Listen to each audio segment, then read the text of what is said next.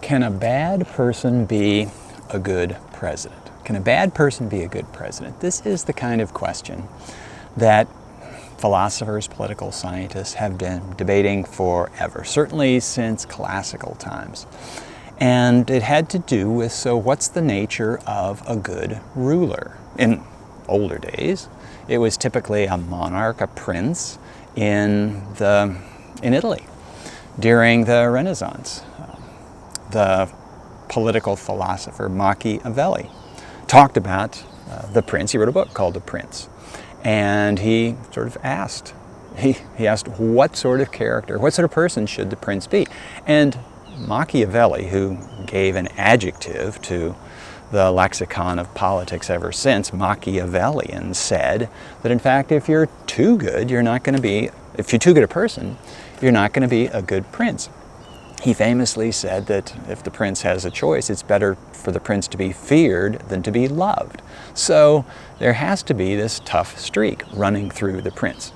When we get into republics, when we get into democracies, systems where people vote, people choose their own rulers, the question doesn't go away, but maybe it takes a different form. So in American history, in the history of the presidency, it's often been posed as the character question. So how important is the character of the person who gets elected president? Is this person honest? Is this person loyal? Is this person upstanding? And how do we measure this stuff when we're looking at candidates, for example? How do we tell? How do we tell if these are good folks? Interestingly, sort of one proxy, or maybe I should say one prerequisite for a long time was that the president should be married. The president should be married and not divorced. The first divorced president was Ronald Reagan, not till the 1980s. The only other president who was never married was James Buchanan. And, what does this have to do with being president? Well, for a lot of people over time, the question of can you form and maintain a personal relationship such as marriage is one way of saying, okay, this is a good person. Since the presidents have all been men so far, this is a good man. He can maintain this relationship and maintain it over time.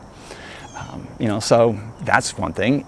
How do we know if a president is honest? Well, this is one of the reasons that to become president, nearly everybody has to have served in office previously and run for election. There are the generals who don't run for election, but they serve in military office. But one of the reasons that there has been this de facto requirement for most candidates for president, certainly most successful candidates for president, that they've run for office before is that when you run for office, your opponents have an incentive to look up any damaging information on you. They do opposition research.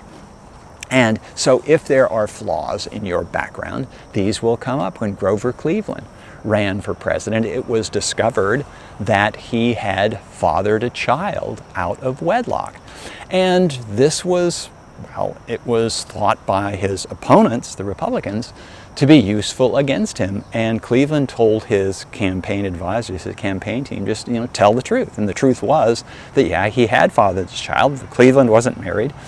The woman wasn't married, and Cleveland had provided child support and paid for the kids' upbringing and education. So, and voters knowing this went ahead and voted for Cleveland for president. He became president.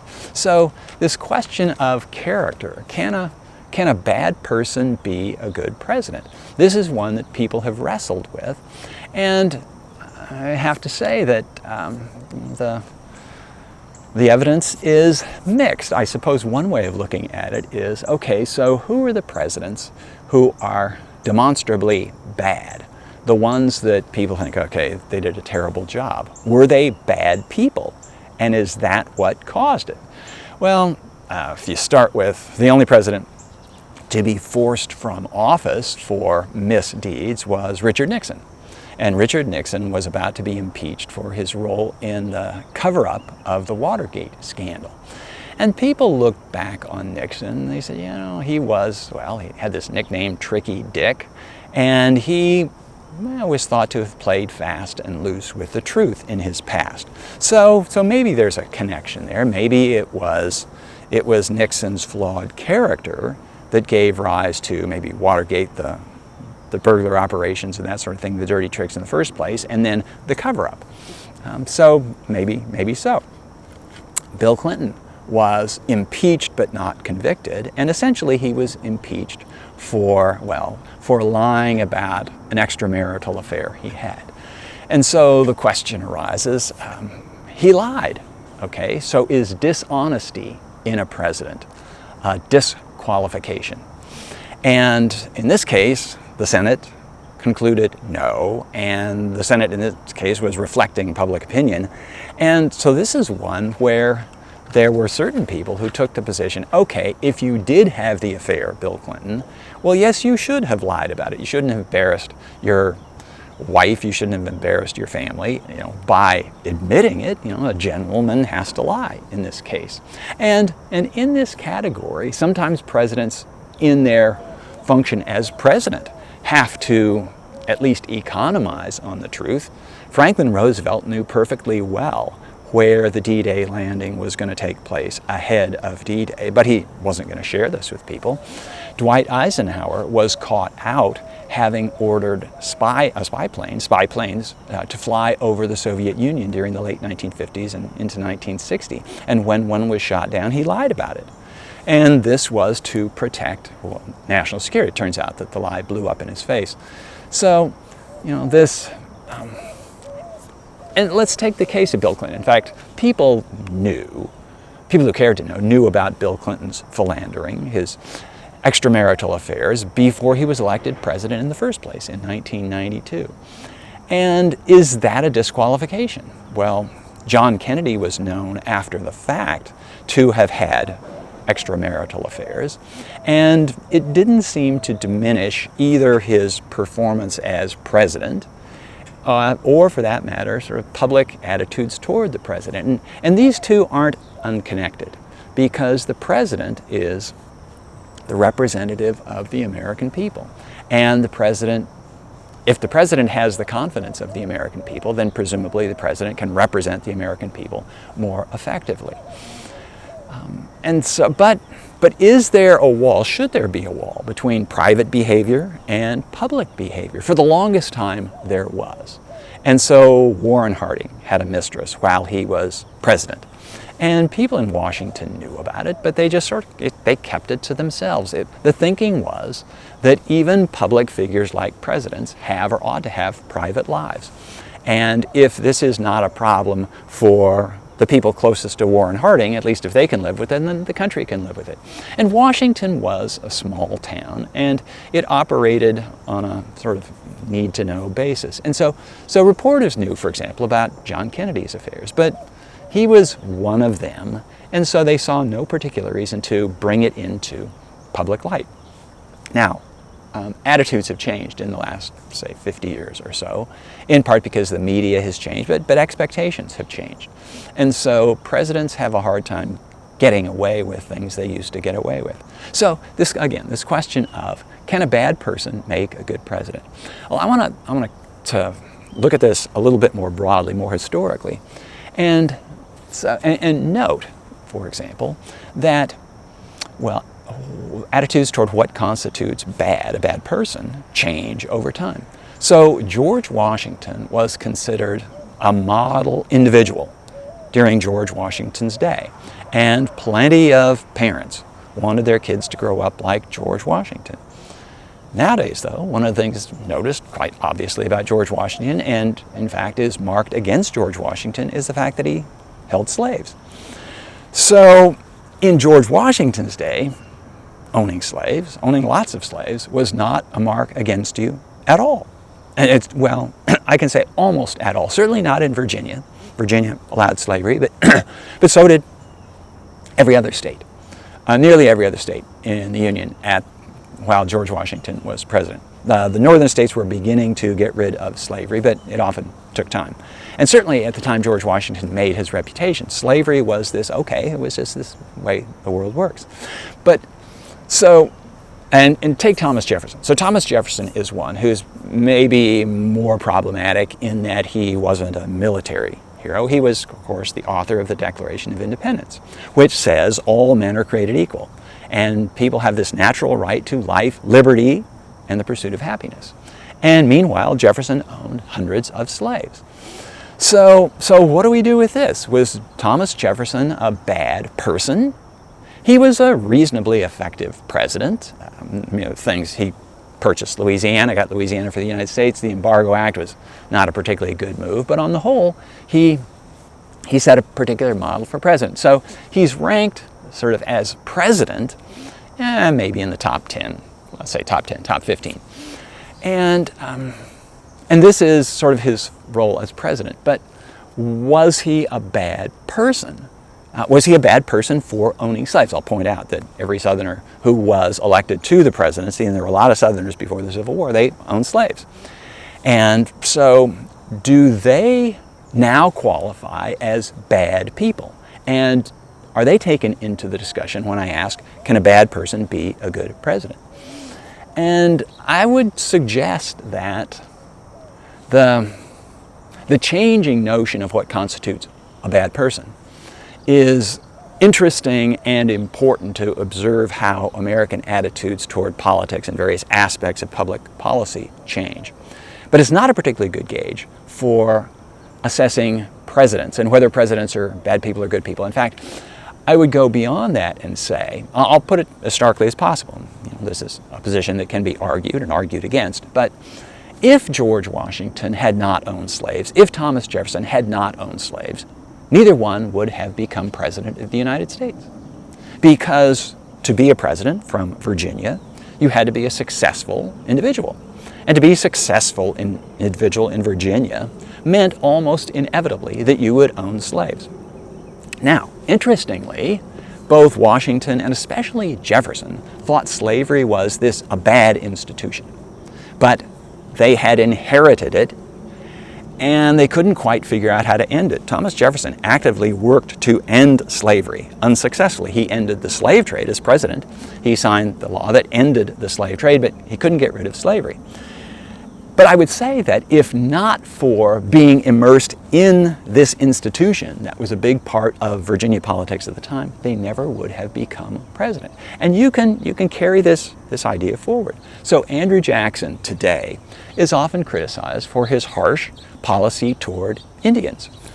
But if Jackson had not embraced that view toward Indians, toward Native Americans, he never would have been promoted in Tennessee politics to the point where he could have been considered for president. If Theodore Roosevelt had not been of an imperialist mind, he never would have come to the presidency in the way that he did. He never would have developed the attitude toward international affairs that he did. And so, he's often criticized today as he's this archetype of the imperialist, the colonialist, which includes ethnocentrism, a certain amount of racism. But he had to have those views to be elected. And when he was elected in 1904, it was the largest popular majority for president in history until then. If Franklin Roosevelt is held up as a model of sort of progressive thinking on the role of government with respect to the broader society, the author of the New Deal. But Franklin Roosevelt refused to take a forward position on civil rights. And for this, he can, from the perspective of the 21st century, he might be criticized. But if he had taken that position, then he would have alienated the Southern base that was a really important part of the Democratic coalition, and he very likely either would not have been elected president in the first place, or he would not have been successful in promoting his policies in the New Deal. I guess the moral of this is that we want our presidents to be good people, but if they're much better than the people of their day, if Thomas Jefferson had been an abolitionist, if Thomas Jefferson had said, upon inheriting his slaves, I'm going to free them all, he never would have been president. And so if we if we apply the standards of what makes a good person, of any given day in the 2020s, and we take them back, well, we can find people who seem to have character flaws. But the character flaws are essentially character flaws that are very common in their day. Without those character flaws, what we consider in modern, from a present day view, character flaws, they wouldn't have been president, or they wouldn't have had the success they did as presidents. In fact, you can go beyond this, and you can say, and in fact, I'll flip the question. I said originally, can a bad person be a good president? I'll ask this, can a good person be a good president? And maybe there was something to what Machiavelli said about, you have to have this streak of steel in you. Sometimes you have to do things that in personal life wouldn't be very good in order to be effective as president. So Andrew Jackson was loyal to a fault to his friends. If you were a friend of Andrew Jackson, then Andrew Jackson was with you, no questions asked. And this, in fact, caused great difficulty for his presidency and for the country, because he refused to tell his Secretary of War, John Eaton, that Eaton had to resign because the wives of other members of Jackson's cabinet refused to be at events with the wife of John Eaton, Peggy Eaton. Now, this was one that would have required Jackson essentially to be a less good person as a person, but he would have been a more effective president. Jumping into the 20th century, it's not out of the question that one of the reasons that Jimmy Carter failed, he had a failed presidency, he certainly wasn't reelected, and that's a first standard of, is your presidency successful or not? One of the reasons that Carter failed was that he was too good a person. In that, well, he was certainly ahead of his time on climate change. He told Americans in the late 1970s that they needed to cut back, on use of fossil fuels. Turn down that thermostat, and he famously wore a cardigan sweater to keep warm while he was giving one of his speeches from the White House. And he told Americans, we're going to have to get used to less. And this was really held against him. Now, in his case, he wasn't thinking so much about global warming or climate change as just we need to conserve fuels. But the point was, he was trying to get Americans to think you can't have everything. You need to think a little bit smaller, which is not a bad way of thinking as an individual, but it got him no end of grief as president. He was roundly criticized for blaming the American people for America's problems. And then, after the Shah of Iran was overthrown, and the Shah needed, or at least Carter was led to believe that the Shah needed medical care that could only be acquired in the United States, Carter took a risk in American relations with Iran, to do this humanitarian thing for this ailing old man. He said, sure, you can come into the United States. And the result was that Americans were taken hostage in Tehran. They were held through the end of Carter's presidency, and they were one of the reasons that he was not reelected. So, if you are too good a person, if you are ahead of your time, then your presidency might fail if you can get elected in the first place. So another way of looking at it is we want our presidents to be good people, but they can't be much better than the people that they lead, because first of all, they have to get elected, and secondly, once elected, in order to get anything through Congress, in order to lead the American people, they really can't be more than about one step ahead of their times. If they're 3 steps ahead of their times, then they're just a utopian and nobody listens. If they're behind their times, well, then that's not a good thing either. So the most effective leader in a democracy, I would say the most effective president, should be about half a step ahead of his times. Then he can lead people in a positive direction. Much farther than that, and they just say, forget it, you go on, we're going to stay here.